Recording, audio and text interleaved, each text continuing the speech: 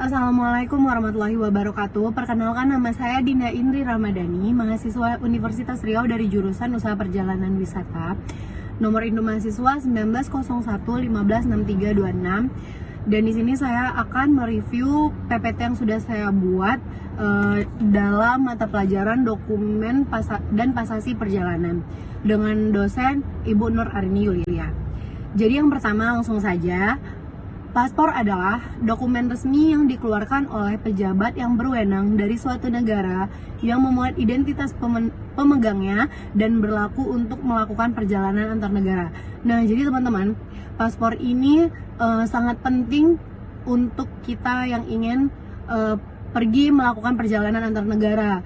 Misalnya dari Indonesia ke Singapura, Malaysia, atau negara tetangga, bahkan negara mana saja, yang pertama kali ditanya itu adalah paspor. Paspor itu berbentuk dokumen perjalanan kecil yang tidak boleh lupa dibawa. Dan paspor ini hanya dibutuhkan untuk perjalanan antar negara saja. Untuk perjalanan antar kota tidak diperlukan. Next, slide selanjutnya saya akan menjelaskan macam-macam paspor. Jadi teman-teman semua, paspor itu ada berbagai bentuk dan macam-macamnya. Yang pertama, paspor diplomatik, yaitu paspor yang diterbitkan bagi warga negara Indonesia yang melakukan perjalanan keluar wilayah Indonesia dalam rangka penempatan atau perjalanan tugas yang bersifat diplomatik. Nah, jadi yang paspor diplomatik ini adalah dokumen perjalanan yang dipakai hanya untuk pekerjaan atau yang bersifat diplomatik, atau dokumen yang harus dibawa saat kita ingin melakukan sebuah tugas. Dan yang kedua itu paspor dinas. Jadi teman-teman, paspor dinas itu adalah paspor yang diterbitkan bagi warga negara Indonesia yang melakukan perjalanan keluar wilayah Indonesia dalam rangka penempatan atau perjalanan dinas yang tidak bersifat diplomatik. Paspor dinas, paspor diplomatik, dan paspor dinas diterbitkan oleh Menteri Luar Negeri. Dan selanjutnya ada paspor biasa. Paspor biasa ini diterbitkan oleh menteri atau pejabat imigrasi yang ditunjukkan atau diterbitkan untuk warga negara Indonesia. Menteri atau pejabat imigrasi yang ditunjuk dan diterbitkan untuk warga negara Indonesia saja. Nah, jadi teman-teman, paspor biasa inilah yang biasanya dipakai banyak orang untuk melakukan perjalanan ke luar negeri. Dan selanjutnya di sini saya akan menjelaskan dokumen yang dibutuhkan saat membuat paspor. Yang pertama tentunya EKTP, kartu tanda penduduk. Yang kedua kartu keluarga. Yang ketiga akta kelahiran, buku nikah bagi yang sudah nikah atau ijazah. Dan yang keempat, bagi orang asing yang memperoleh kewarganegaraan Indonesia atau surat pewarganegaraan Indonesia. Dan yang kelima, bagi yang telah berganti nama atau surat penetapan ganti namanya. Selanjutnya, jika kalian ingin membuat paspor itu, kalian harus memastikan bahwa data diri kalian itu termasuk nama dan tempat serta tanggal lahir sama di semua dokumen yang diserahkan.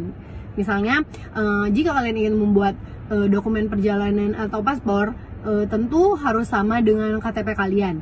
Jika ada perbedaan data, sangat mungkin kantor imigrasi akan menolak permohonan pembuatan paspor kalian. Next, langkah-langkah pembuatan paspor. Jadi di sini saya akan menjelaskan langkah-langkah pembuatan paspor. Yang pertama, masuk portal atau aplikasi layanan paspor online.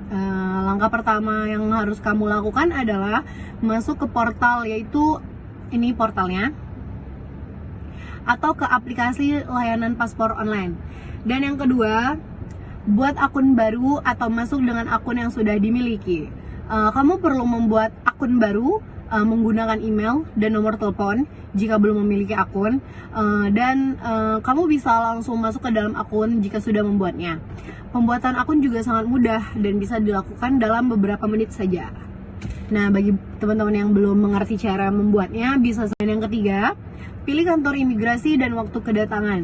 Jadi di sini maksudnya setelah kalian sudah masukkan ke dalam akun tersebut, kamu akan menemukan pilihan kantor imigrasi yang tersedia.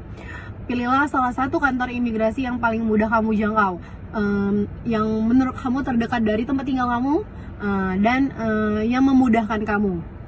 Dan yang keempat adalah simpan atau cetak barcode antrian.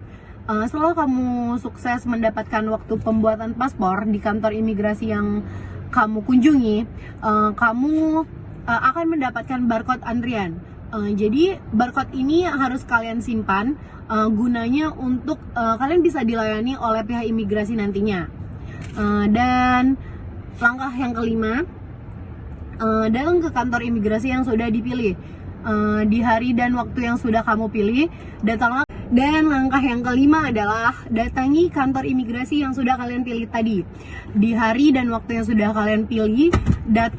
Datanglah ke kantor imigrasi yang kamu pilih dengan membawa dokumen-dokumen yang harus dibawakan untuk membuat paspor yang sudah saya jelaskan di atas tadi. Bawa juga barcode yang sudah kamu siapkan atau cetak. Lalu tunjukkan petugas yang akan memindai atau men-scan-nya. Setelah itu, tunggu sampai nomor antrian kamu dipanggil dan kamu akan diminta untuk ke ruangan diwawancarai untuk proses wawancara dan pengambilan foto untuk paspor baru kamu. Nah, jadi teman-teman, surat perjalanan laksana paspor atau disebut SPLP, Surat Perjalanan Laksana Paspor Republik Indonesia, yang selanjutnya disebut Surat Perjalanan Laksana Paspor, adalah dokumen pengganti paspor yang diberikan dalam keadaan tertentu yang berlaku selama jangka waktu tertentu.